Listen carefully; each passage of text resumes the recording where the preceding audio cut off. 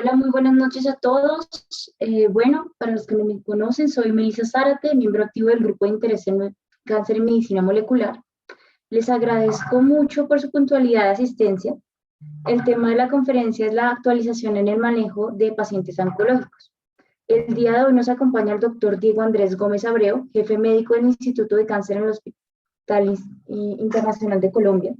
El doctor Gómez es magíster en biología molecular de la Escuela Biosanitaria de Madrid y oncogeriatra de la Universidad Claude Bernard de Lyon, Francia. Muchas gracias, buenas noches, doctor, por acompañarnos el día de hoy de parte del grupo de interés y todos los asistentes.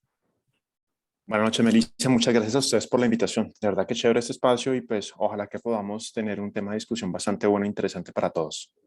Pues me dicen cuándo Gracias, doctor. comenzamos. Ya podemos dar inicio. Vale, perfecto.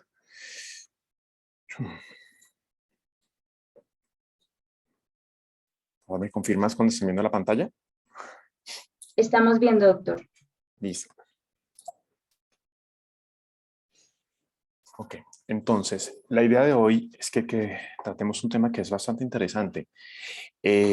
Yo, pues, resumiendo un poco la presentación de Melissa, yo soy oncólogo clínico, ¿sí? Realmente yo soy oncólogo, me dedico a eso, me dedico a trabajar en la parte de cáncer, es una de las cosas que me gusta y pues estoy en el Hospital Internacional y vengo a contarles un poco lo que estamos haciendo nosotros. Bueno, entonces, cuando uno va a hablar de cáncer, lo primero es entender qué es el cáncer.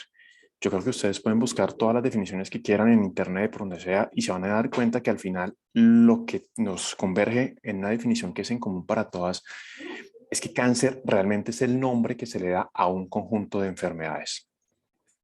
Entonces podemos tener claro que esto es el nombre a múltiples enfermedades, ¿sí?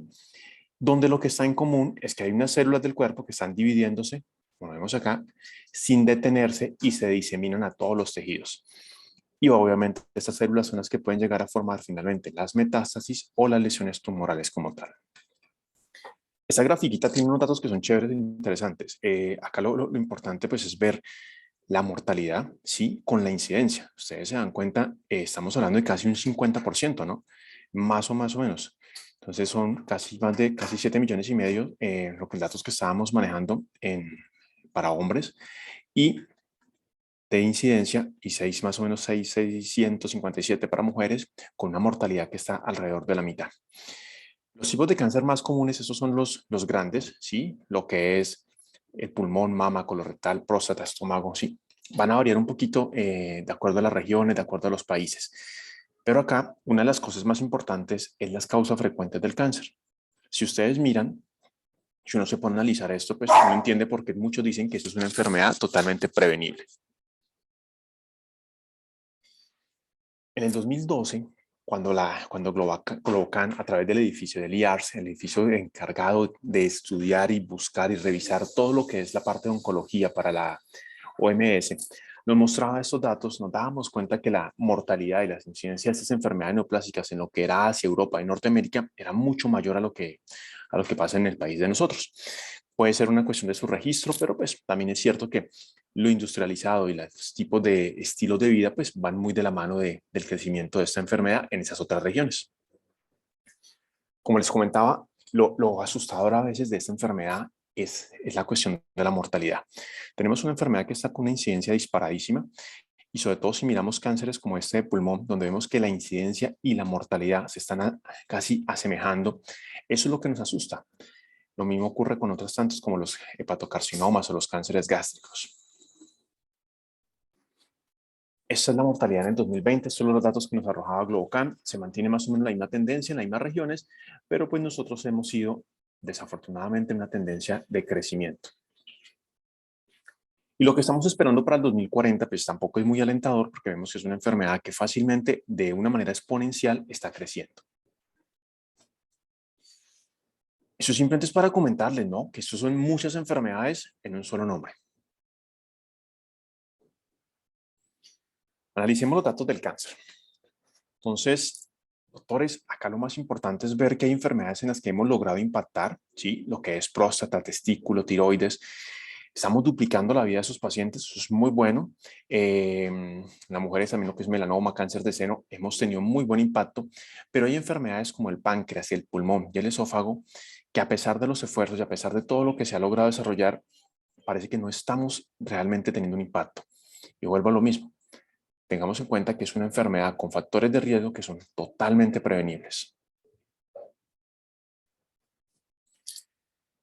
Eso es lo que se estima para el 2022. Obviamente, pues la cuestión del COVID nos enredó bastante en cuanto a un diagnóstico temprano y estamos viviendo en esta parte final de pandemia enfermedades en estadios muy avanzados.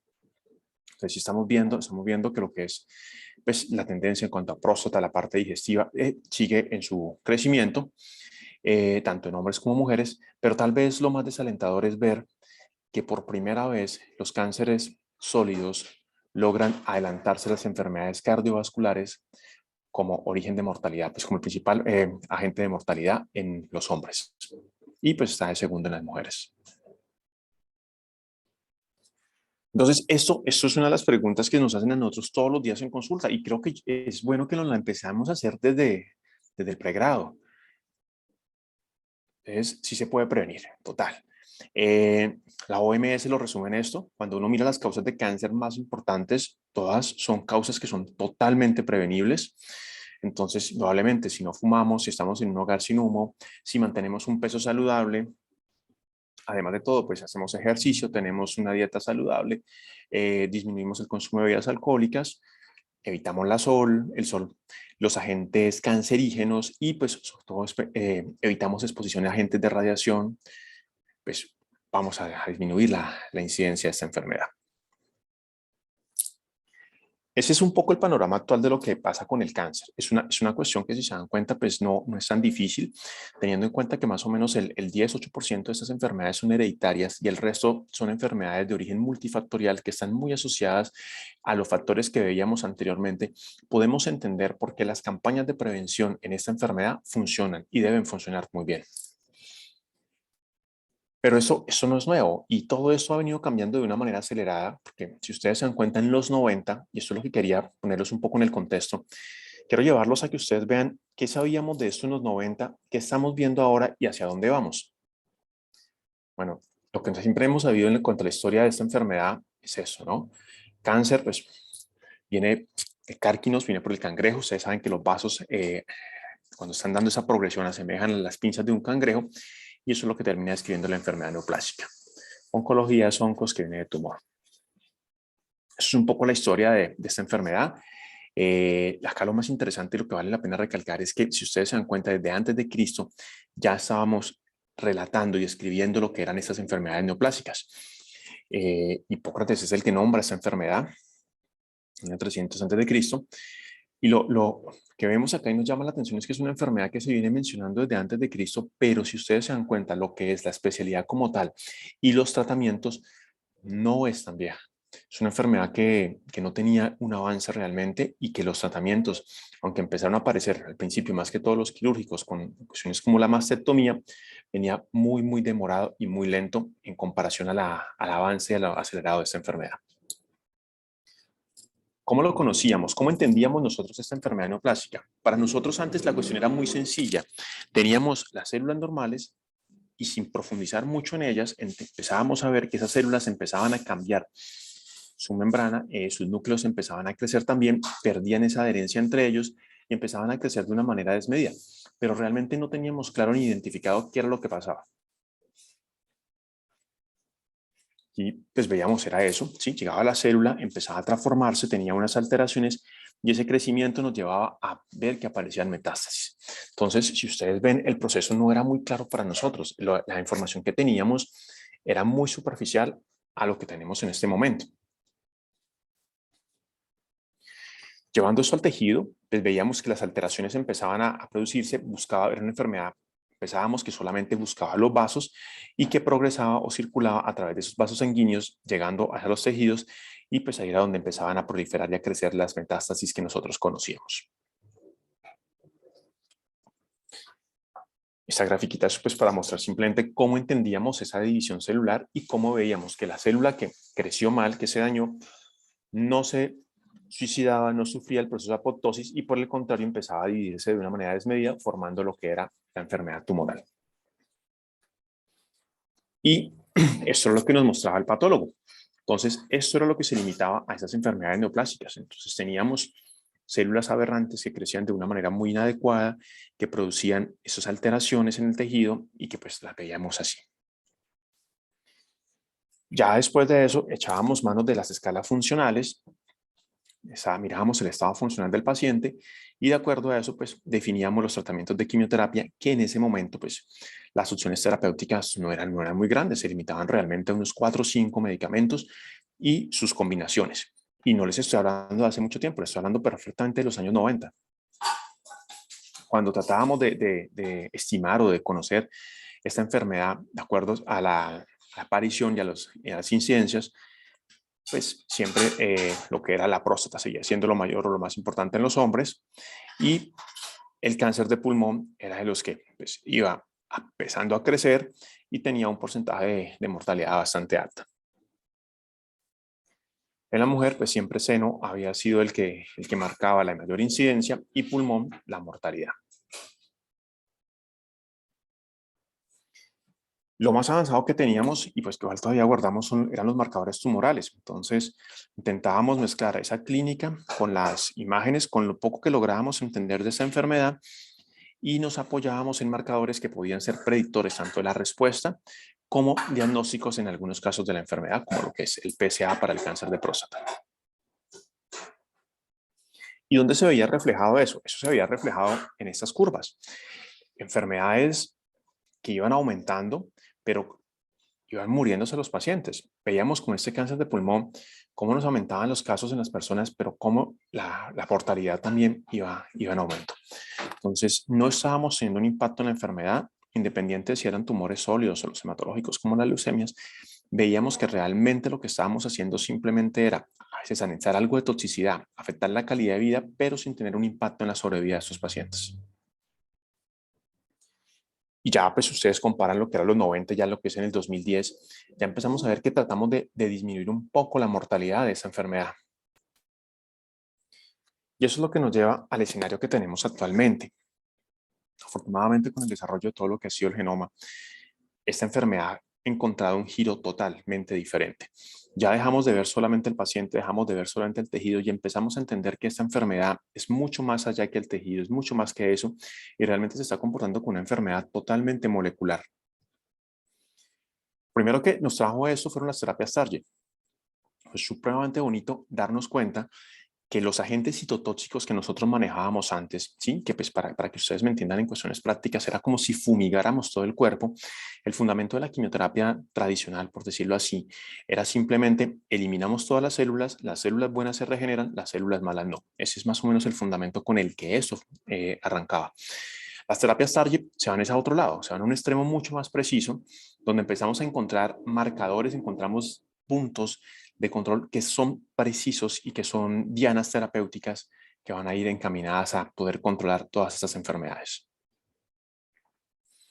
Entonces, lo primero fue ver que la enfermedad que veíamos en la celulita, que antes no podíamos dividir, que no entendíamos los procesos, estaba llena de un montón de vías y que cada una de esas vías que afectaba o intervenía de alguna u otra manera en el desarrollo de las enfermedades neoplásicas podía ser a la vez una diana terapéutica. Entonces ya de entrada la célula nos cambia totalmente, empezamos a ver que dentro de esa célula no solamente hay un núcleo y no solamente estaba esa membrana con el citoplasma, sino empezamos a ver todos esos componentes y las vías y las cascadas que se empiezan a desencadenar dentro de la célula y que de alguna u otra manera nos dimos cuenta que eran la clave fundamental del desarrollo de las dianas terapéuticas actuales. Independiente del tipo de célula, empezamos a ver que podíamos bloquearlas, podíamos estimular el sistema inmunológico y sobre todo podíamos tener tratamientos mucho más precisos y menos tóxicos.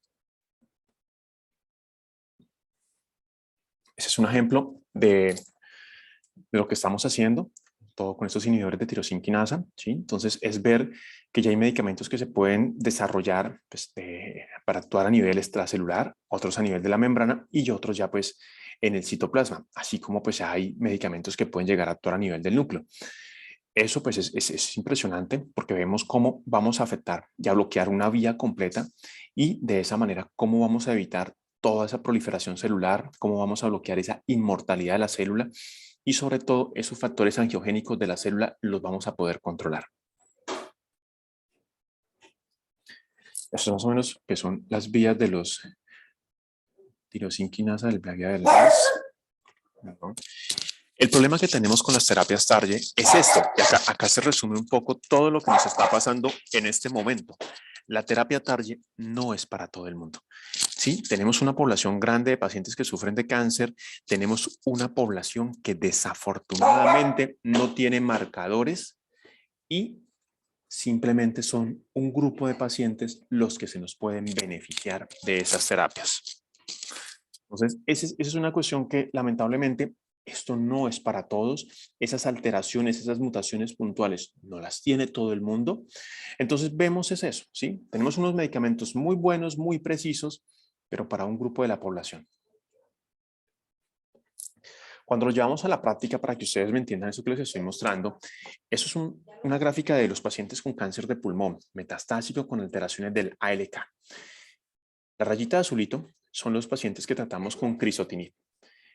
Lo de rojo y los de negro son los pacientes que tratamos con quimioterapia con el ALK positivo o el ALK negativo. Si ustedes se dan cuenta y miran la delta de diferencia que hay de sobrevida entre la curva azul y las otras, ven lo impresionante de dar un tratamiento con una terapia dirigida.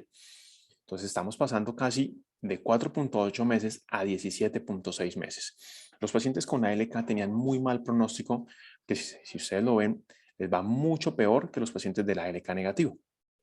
Eran pacientes que normalmente, independiente de lo que nosotros hacíamos, justamente nos llegaban a 5 o 6 meses de sobrevida. En ese momento teníamos ya pacientes con 17 meses. Al día de hoy tenemos medicamentos ALK de nueva generación que nos permiten mucho más, casi 24, 30 meses. Entonces, esas son cosas que empezamos a ver al día de hoy. Justamente, esta gráfica acá nos resume un poco la situación actual y el interés tanto de la parte, digamos que científica, como de la parte de la industria farmacéutica. Hemos descubierto un montón de vías, ¿sí?, en las células. Esto que está centrado en pulmón nos muestra la cantidad de medicamentos que hay detrás de cada vía. Entonces, la idea realmente de esto es poder hacer eso, bloquear, actuar y tener terapias que sean muy precisas y muy dirigidas para eso. Entonces, imagínense, solamente es un grupo de pacientes con cáncer de pulmón, tipo adenocarcinoma, y esto es todo lo que se está desarrollando para esos pacientes en este momento. Pero como les digo, eso no es para todo el mundo. Desafortunadamente no es para todos, pues muy bueno para los que tienen pues la mutación, la translocación, la alteración y se pueden beneficiar de un tratamiento de estos. Pero hay pacientes que salen de eso. Entonces, otra línea de desarrollo que hay en oncología actualmente y que nos está despertando muchísimo interés es la parte de inmunoterapia. El principio de la inmunoterapia es muy básico y es muy sencillo. Ustedes saben que la célula cancerígena tiene la capacidad de disminuir o de bloquear completamente esa respuesta inmunológica. Entonces, lo que buscan estos medicamentos, más que destruir la célula, es señalarle al sistema inmunológico, la célula neoplásica, no dejar apagar ese sistema inmunológico y de esa manera permitir que de una manera mucho más natural destruyamos las células cancerígenas. Para entender la inmunoterapia tenemos que ver lo que pasaba con melanoma. De esta manera vamos a entender la importancia y el peso que tiene este tratamiento. Si ustedes ven, antes del 2000, los avances en melanoma eran contados, eso era por décadas. Y lo que hacíamos no tenía un impacto realmente. Esos pacientes de melanoma metastásico, al igual que en otras enfermedades, no llegaban a los 6 meses. Lo que podíamos ofrecer eran tratamientos con interferón, interleuquinas, algo de quimioterapia, pero sin un beneficio en sobrevida global y simplemente con ciertos beneficios en sobrevida libre de progresión a toxicidades muy altas, lo que muchas veces hacía replantearse realmente si valía o no la pena dar un tratamiento de estos. Ya del 2010 para acá empieza todo lo que es el desarrollo de la inmunoterapia. Ustedes ven primero ya lo que antes era un desarrollo por décadas se vuelve casi un desarrollo por años. La diferencia es que pasamos de tener pacientes con una sobrevida de 6 meses a tener pacientes que ya viven años con esta enfermedad. Nosotros justo en el hospital tenemos un paciente que tiene 54 meses libre de enfermedad y pues su diagnóstico inicial era un melanoma metastásico al sistema nervioso central. ¿Por qué pasa esto? Esto pasa por las mutaciones de esta enfermedad. Entonces tenemos una enfermedad que genera mucho calor, que genera muchas mutaciones, y eso es lo que nos hace que sea una enfermedad inmunológicamente fácil de tratar. Obviamente hay cánceres como los tumores rhabdoides, que son más de niños, que no tienen ese componente, pero lo que es melanoma, pulmón, mismo la parte digestiva y cabeza y cuello, pues son enfermedades altamente llenas de mutaciones y sobre todo que van en ese crecimiento. Y a medida que pasa eso, a medida que esos tumores van adquiriendo, a medida que esos tumores van progresando, que van creciendo, vemos que empiezan a crearse neoantígenos que van a influir en esa respuesta inmunológica. Esa es la definición de la inmunoterapia del profesor Tony Mott, que pues realmente lo que busca es eso, ¿sí? La prevención o tratamiento de enfermedades con sustancias que estimulen la respuesta inmune. Pues, como le digo, ya cambiamos el concepto de un medicamento citotóxico y lo que queremos ahora en oncología es estimular ese sistema inmunológico. Y es que esto es lo que pasaba. Para entenderlo, pues yo creo que la gráfica es súper clara. Entonces teníamos un sistema inmunológico que es demasiado fuerte, pero que por más pequeña que fuera la célula neoplásica, lograba bloquearlo y frenarlo completamente. Y el problema que teníamos es que las células normalmente neoplásicas buscan siempre la manera de generar resistencia y escapar al bloqueo que están haciendo. Entonces, fuese la quimioterapia convencional, fueran también los agentes de terapia target que acabamos de ver antes, siempre la célula neoplásica busca la manera de escabullirse y de salir. Entonces, por eso la parte de la inmunoterapia se abre como una puerta de entrada muy interesante, porque vamos a tratar de estimular el sistema inmunológico más que de atacar directamente a la enfermedad. Para hablar de inmunoterapia, obviamente es obligatorio mencionar al profesor Tasuku Honjo, al igual que el profesor Allison. Estos señores son los papás modernos de la inmunoterapia en oncología. Los resultados de ellos son los que nos tienen a nosotros en este momento dándole unos resultados supremamente favorables a los pacientes. Y el fundamento de esto es muy sencillo. Ustedes ven, lo que Allison hizo principalmente era esto. Teníamos la célula tumoral, teníamos el linfocito T. Normalmente la célula tumoral lograba bloquear ese CTLA4. Entonces lo que hicimos fue pues, inventar, pues lo que hizo el profesor Allison fue inventar un medicamento anti-CTLA4 que rompía esa unión y de esa manera la célula tumoral no podía apagar el linfocito T. Entonces eso nos permite que el linfocito T encuentre la célula tumoral y la destruya. Y lo mismo pasa con los otros medicamentos que son los anti-PDL1 y anti-PD1. Le pasaba lo mismo con el otro receptor, la célula tumoral apagaba el linfocito T y los medicamentos, sea el anti-PDL1 o el anti-PD1, lo que hacen es bloquear esa unión y evitar que el linfocito T sea apagado. Esto que parece muy simple, pues ustedes ven, no solo fue solamente portada de revistas científicas, sino ya llegó pues a Times. Cuando uno llega a Times, pues obviamente es porque la vaina está cambiando totalmente el desarrollo y la naturaleza de esta enfermedad. Y eso es lo que hizo que estos dos señores se ganaran el premio Nobel en el 2018 por la cuestión de la inmunoterapia y los medicamentos que desarrollaron. ¿Qué tenemos al final con todo esto? Al final con esto tenemos una enfermedad que podemos tratar de diferentes maneras con medicación específica, con las terapias target. Tenemos la radioterapia, las quimioterapias convencionales que pues no han desaparecido. Hemos visto que se pueden asociar a la inmunoterapia y permitirnos respuestas más largas, o se asocian a las terapias target y nos permiten también respuestas un poco más largas. La cirugía sigue siendo fundamental en la gran mayoría de enfermedades neoplásicas y la inmunoterapia, que es tal vez de los avances más recientes en este momento. Ese es nuestro presente. Estamos acá y pues la idea es que el futuro realmente ha ido cambiando. Yo creo que está mucho más interesante. Hay muchas más herramientas, hay muchas más alternativas. La oncología al día de hoy tiene muchas más cosas que ofrecer. Es cierto que muchas veces los pacientes los veíamos en consulta y la cuestión era bastante desfraudante, desanimante para nosotros, porque era ver pacientes y no tener las alternativas para ofrecerle a esos pacientes. Ya al día de hoy, pues tenemos la posibilidad de ofrecer tratamientos que permiten una muy buena calidad de vida con muy buenas sobrevidas. Y el problema es este, el problema, doctores, es que el cáncer se está convirtiendo más que en una enfermedad, es un problema de salud pública. La incidencia de esta enfermedad está totalmente disparada y obviamente eso es lo que queremos cambiar, lo que queremos atacar. Son las frases más bonitas. En la plenaria de ASCO, que es el Congreso Americano de Oncología, el profesor Allison decía, y obviamente terminaba su presentación con esa frase: tenemos una buena probabilidad de curar alguno de los cánceres en los próximos años. Creo que eso es de lo que más nos motiva y más nos llama la atención de todos esos descubrimientos recientes.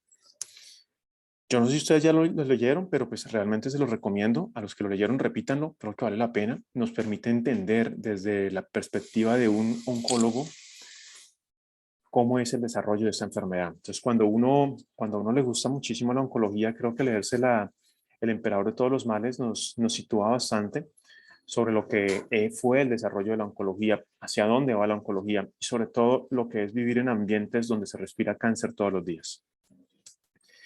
El 4 de febrero, levanten todos la mano. Realmente eso es una enfermedad neoplásica, es una enfermedad donde las neoplasias van en aumento, donde podemos hacer mucho. El mensaje más importante que yo les quería transmitir el día de hoy es: estamos ante una enfermedad con un origen muy prevenible. Se nos ha escapado hacer más campañas en cuanto a la prevención. Creo que nos hemos centrado más en el tratamiento de la enfermedad avanzada que en diagnosticarla a tiempo.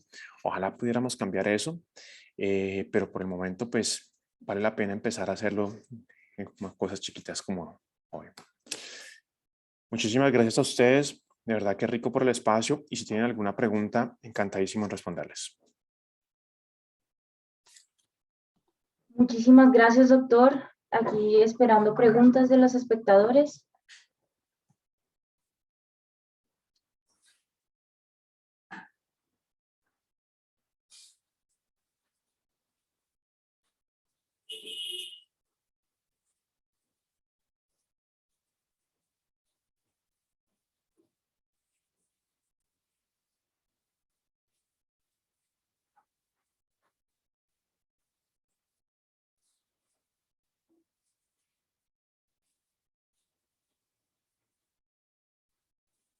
Bueno, cualquier cosa, estoy pendiente de recibir alguna pregunta para el doctor. Muchísimas gracias, doctor. Muchísimas gracias a todos por asistir el día de hoy.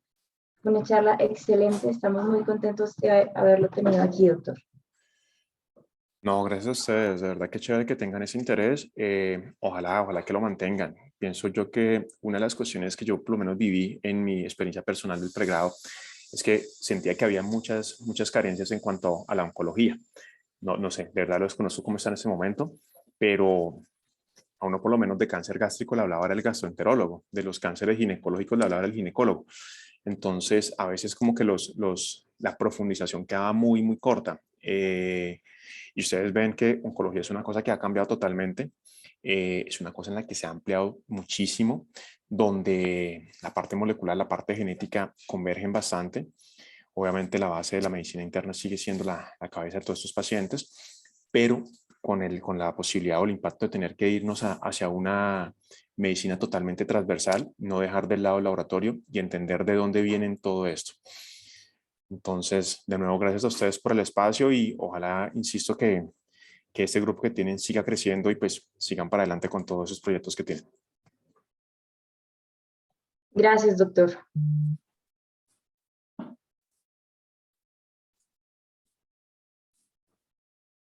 Doctor, hay una pregunta de Ana Claudia Rocha. ¿Hay relación de un individuo intolerante a la lactosa que continúa a consumir lactosa con el cáncer? Porque el gluten sí, ¿verdad? Mira, pues la cuestión, doctora Rocha, es que el cáncer, lo que nosotros vemos en los tumores sólidos es que son enfermedades realmente inflamatorias. El cáncer es una inflamación permanente, es una inflamación crónica, que es lo que pasa normalmente con el tabaco. Aparte de los agentes obviamente cancerígenos, es el hecho de que tú generas inflamaciones rápidas. Entonces, yo creo que culpar a la lactosa pues es difícil, porque una de las cosas que hemos tenido nosotros es que, sobre todo cuando nos metemos con alimentos, a veces no sabe uno si por intereses o no, los estudios no se realizan como deberían realizarse y pues es muy difícil satanizar, por decirlo así, un alimento. Es cierto que en lo que es en cáncer colorectal, las carnes rojas sí está claro y demostrado que generan más inflamación, un tránsito mucho más lento y de esa manera intervienen y favorecen el crecimiento de estas enfermedades. Con la lactosa nos pasa más o menos a nivel gástrico algo muy similar. Genera mucha inflamación. Entonces, si tú tienes una inflamación permanente, sigues exponiéndote a eso, pues indudablemente vas a generar un ambiente que puede favorecer a la aparición de una enfermedad de estas. Y lo mismo pasa, por ejemplo, con los celíacos. Eso. Entonces, si tú tienes la intolerancia al gluten, ¿sí? Entonces, y mantienes una dieta donde consumes gluten, pues vas a estar exponiéndote mucho más seguido. Muchas gracias, profesor. ¿Sabe? Doctor Isaac Mendoza Morales dice, doctor, excelente charla, muchas gracias. ¿Podría explicar, por favor, el papel de las mutaciones en el tratamiento del cáncer? Claro, mira, las mutaciones es lo siguiente. Hay personas, sí, por ejemplo, lo que nos ha pasado en cáncer de pulmón, para que me entiendan, hay personas que tienen alteraciones en una de las vías, en la vía del EGFR. Entonces, dentro de las cascadas que tienen, sí, ellos nacen con esa alteración y esa alteración los predispone a que su origen de cáncer no sea porque ellos fumaron ni porque se expusieron al humo de tabaco, simplemente esas personas, casi siempre es el cáncer de mujeres no fumadoras y asiáticas, tiene esa alteración genética y es adquirida y eso les predispone a tener eso. Entonces, de entrada, quizá la cuestión con las mutaciones es entender que muchas nacemos con ellas y otras, la gran mayoría, son adquiridas, ya sea por cuestiones de raza, por cuestiones de exposición, ¿sí? Ahí es donde viene una cosa muy bonita y muy chévere que ustedes me imagino que habrán revisado, que es la epigenética, y es ver también cómo ese medio está afectándonos a nosotros y nos está empezando a desarrollar ciertas alteraciones. Entonces, lo importante con las mutaciones es darse cuenta que están apareciendo terapias, en este caso targets, dirigidas a esas mutaciones. Muchas gracias, doctor. Kadir manda a decir buenas noches, doctor. Dado que las células tumorales tienen la capacidad de realizar glucólisis anaeróbica, ¿se le puede recomendar a los pacientes disminuir el consumo de azúcar? Mira, eso es una de las cosas que yo creo que todos nos preguntan cuando hacemos esta consulta, ¿sí? Los pacientes siempre están muy afanados por la cuestión del azúcar. Realmente es que el azúcar no es algo sano, ¿no? Yo creo que ninguno, o sea, el azúcar no es bueno para nadie, así tengas o no tengas una enfermedad neoplásica. Lo que sí hemos visto en el laboratorio es que la célula neoplásica igual tiene la posibilidad de moverse en un ambiente tanto aerobio como anaerobio, ¿no? Entonces creo que tiene una capacidad de adaptación muy interesante. Es claro que el cáncer de hambre no se muere, pero sí pienso yo que un ambiente donde hay mucho más azúcar, pues puede favorecer más fácilmente eso, que es lo mismo que nos pasa con la obesidad. Un ambiente de obesidad, esas células de los adipocitos permiten que la célula neoplásica viaje mucho más fácil. Entonces, sí son cosas que uno trata de cuidar y los pacientes creo que indirectamente tratan de hacer, después de que están diagnosticados, de tratar de llevar una vida mucho más sana.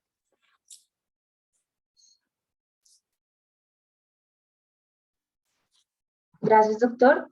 Juan Sebastián Espinosa, doctor, ¿dónde podemos repasar los conceptos básicos de oncología como ayudancia, neoayudancia, terapia de rescate, etcétera? Muchísimas gracias.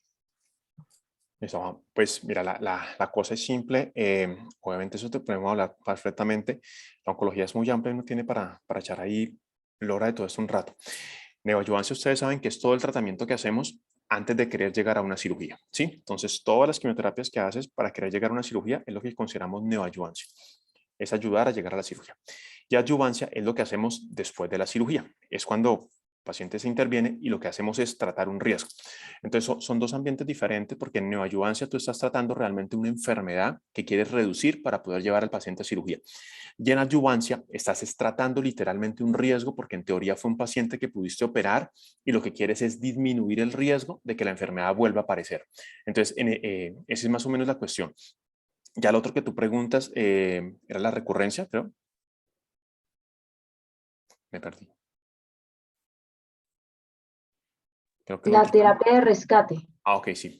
Bueno, esos son pacientes que hacen una recaída, ¿sí? Entonces, cuando el paciente hace una recaída, tú tienes dos posibilidades. De acuerdo al tipo de recaída, puedes brindar un tratamiento que sea enteramente paliativo, si ya no hay chance de hacer nada, o una terapia que potencialmente puede ayudarte a rescatar al paciente que venía sano y que te recayó, ¿sí? Entonces, eso entra y depende mucho, tanto del estado funcional del paciente, pero también depende muchísimo del tipo de cáncer que tiene el paciente. Lo que hace que una terapia sea rescate o no es lo sensible que sea el paciente a ese tipo de tratamiento. Es decir, hay tumores que son más quimiosensibles. Para que me entiendas, es como las infecciones. Hay antibióticos, hay gérmenes que funcionan muy bien y tienen una muy buena respuesta a ciertos tratamientos antibióticos. Hay otros gérmenes que son más resistentes. En oncología nos pasa algo similar. Hay tumores que son muy sensibles y que tú puedes rescatar. Yo te pongo un ejemplo puntual. Tengo un tumor germinal, un tumor de testículo, me hace una recaída, ¿sí? Después de que llevaba mucho tiempo en vigilancia. Esa es una enfermedad que es muy quimiosensible. Yo sé que le puedo poner quimioterapia y en teoría puedo volver a curar a ese paciente.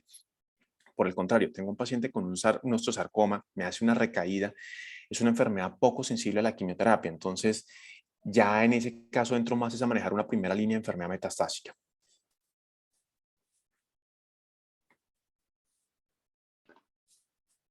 Doctor, María Alejandra Reyes pregunta, ¿ese consumo de carnes rojas también considera que debe estar contraindicado en pacientes con otro tipo de neoplasias? Realmente, mira, eso es una de las cosas, tú sabes que cuando tú tienes hacer un argumento, es como cuando le preguntan a uno si los celulares tienen una relación directa con la aparición de tumores gliales en el sistema nervioso central. Pues, ustedes saben y ustedes mejor que nadie lo conocen que para uno poder hacer un argumento de algo tienes que hacer un estudio, ¿sí? Ojalá pues sea prospectivo y empezar a revisar todos esos factores para darse cuenta. Entonces, lo que te cuento, es muy difícil tratar de encontrar la dieta ideal. En oncología, la Unión Europea hizo un ejercicio muy chévere.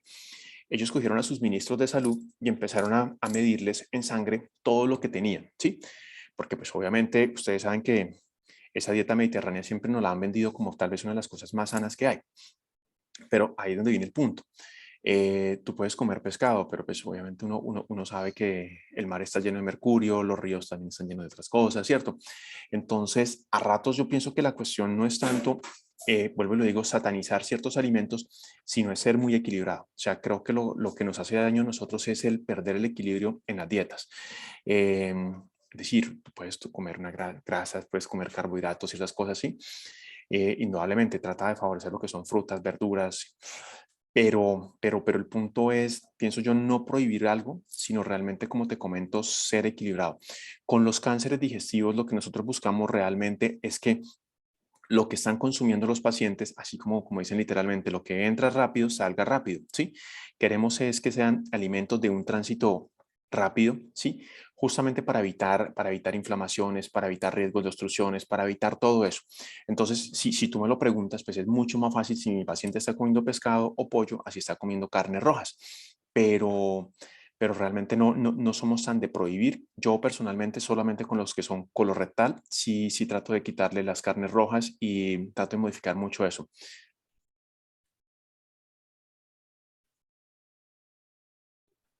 Gracias, doctor. Jeremy Reyes pregunta, doctor, muchas gracias por la charla. Una pregunta, ¿en qué vamos respecto de la oncología de precisión en Colombia?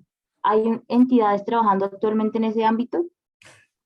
Sí, sí, afortunadamente creo que es de las cosas a las que más se le está apostando. Pienso que no vamos a la velocidad que quisiéramos. Creo que todavía nos falta muchísimo por conocer. Ustedes ven que aparece un medicamento, pero creo que la enfermedad es mucho más inteligente a veces que nosotros, o por no decir casi siempre. Entonces, la enfermedad logra escaparse, logra generar resistencias. Entonces sí se está tratando mucho, sobre todo se está empezando a secuenciar ya más las cadenas de ADN, estamos haciendo NGS un poco más regular de lo que hacíamos hace unos años, tal vez no a la velocidad que quisiéramos, pero pues ya está lo que se está viviendo de una manera mucho más clara. Y eso nos está empezando, pues primero, a conocer mucho más la población de nosotros, ¿sí? A darnos cuenta de las mutaciones, de las alteraciones que tenemos nosotros y de esa manera, pues, a ver si realmente los comportamientos ante los medicamentos van a funcionar. En un centro donde me formé, en el Gustave Roussy, está corriendo un estudio donde ya el tejido quedó en un segundo plano. Entonces, el paciente llega, se hace un NGS y de acuerdo a las alteraciones moleculares que tiene el paciente, independiente del origen primario, se trata de eso. Creo que eso es una de las cosas que ellos lo hacen a través de un estudio clínico, pero lo bonito es ver el concepto que me mencionaba antes de que el tejido, aunque no sigue siendo importante, ha venido pues, a complementarse con la parte de biología molecular. Y al final es eso, lo que nos permite una precisión en el diagnóstico es tener mucho más claro la conformación molecular del paciente.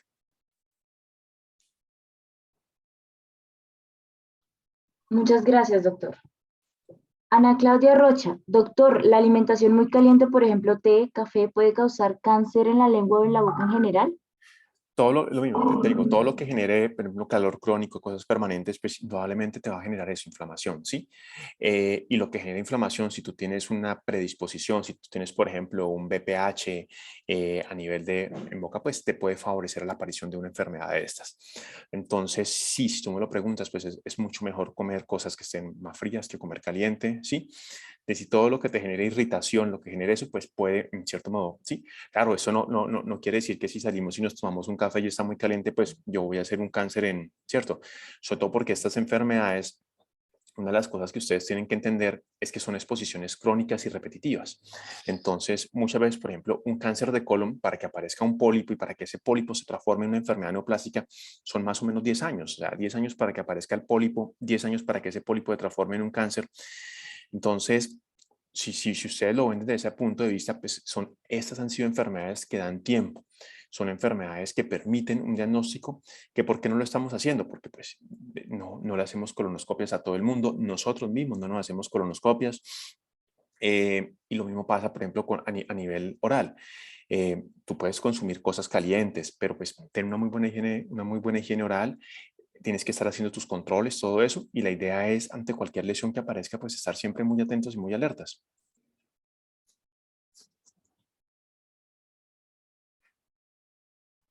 Muchas gracias, doctor. Juan Sebastián Espinosa, doctor, aparte de Koch y Karnofsky, ¿qué otras escalas nos ayudan a direccionar que el tratamiento es paliativo?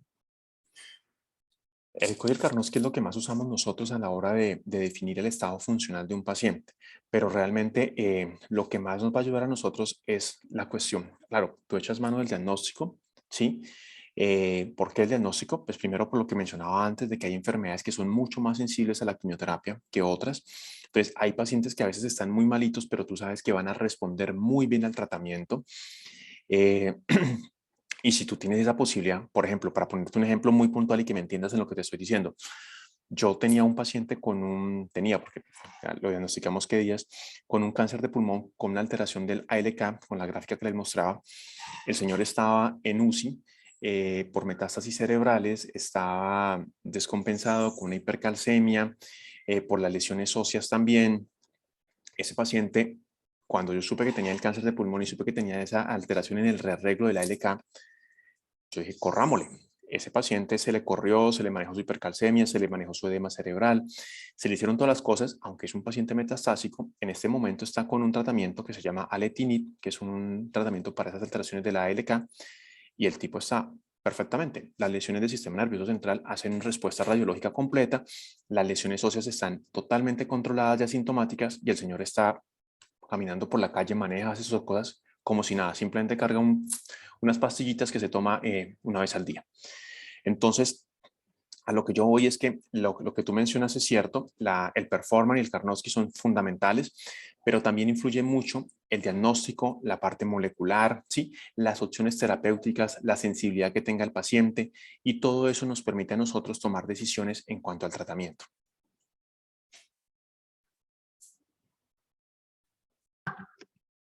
Muchas gracias, doctor. Bueno, esta era la última pregunta. Damos por finalizada la sesión de preguntas y por ende la charla. Muchas gracias a todos por asistir. Muchas gracias, doctor, de nuevo. Fue una excelente charla.